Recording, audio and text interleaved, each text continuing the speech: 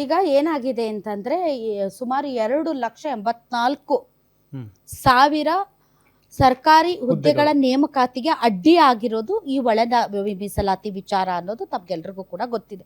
ಯಾಕೆಂದ್ರೆ ಈಗ ಈ ವಿಚಾರಕ್ಕೆ ಸಂಬಂಧಪಟ್ಟಂತೆ ಬಹಳಷ್ಟು ಜನ ಕೋರ್ಟ್ಗೂ ಕೂಡ ಹೋಗಿದ್ದಾರೆ, ಬಹಳಷ್ಟು ದಲಿತ ಸಮುದಾಯದ ಬೇರೆ ಬೇರೆ ಜಾತಿಗಳು. ಹೀಗಾಗಿ ಅದನ್ನ ಹೋಲ್ಡ್ ಅಲ್ಲಿ ಇಟ್ಟಿದ್ವಿ ಅಂತ ಇಷ್ಟು ದಿನ ಹೇಳ್ತಾ ಇದ್ರು. ಈಗ ಯಾವಾಗ ಧಾರವಾಡದಲ್ಲಿ ಉದ್ಯೋಗಾಕಾಂಕ್ಷಿಗಳು ಬೀದಿಗಿಳಿದು ಪ್ರತಿಭಟನೆ ನಡೆಸಿದ್ರು, ಆ ಬಿಸಿ ಸರ್ಕಾರಕ್ಕೆ ತಟ್ಟಿತು.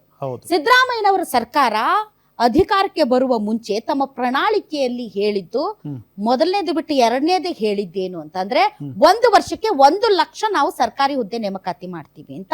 That was the promise.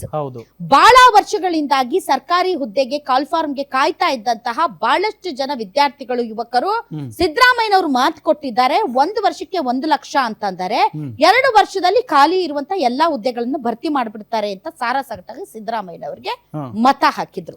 ಇವರು ಬಂದ ಮೇಲೆ ಏನು ಮಾಡಿದ್ರು? ಏನನ್ನೂ ನೇಮಕ ಮಾಡಿಲ್ಲ. ಕೇವಲ 2.5 ವರ್ಷಗಳಲ್ಲಿ 8,000 ಹುದ್ದೆಗಳನ್ನ ಮಾತ್ರ ನೇಮಕಾತಿ ಮಾಡಿದ್ದಾರೆ.